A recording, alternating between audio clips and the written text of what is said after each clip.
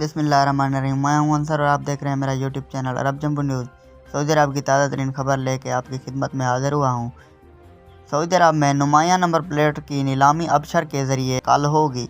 Saudi महकमा traffic गाड़ियों के नुमाया नंबर प्लेट की ऑनलाइन नीलामी करेगा। सबक वेबसाइट के मुताबिक नीलामी अबशर के ज़रिए होगी और यह कल जुमेरात से एतवार 6 मार्च तक जारी रहेगी। महकमा ट्रैफिक ने कहा है कि गाड़ियों के नुमाया नंबर प्लेट खरीदने के ख्वाहिशमंद अपने अबशर अकाउंट्स के ज़रिए अपनी पसंद की नंबर प्लेट खरीद सकते हैं। महकमा ने कहा कि अबशर पोर्टल पर माई सर्विस पर जाएं, वहां से महकमा ट्रैफिक पर क्लिक करें, फिर नुमाया नंबर प्लेट्स पर क्लिक करें।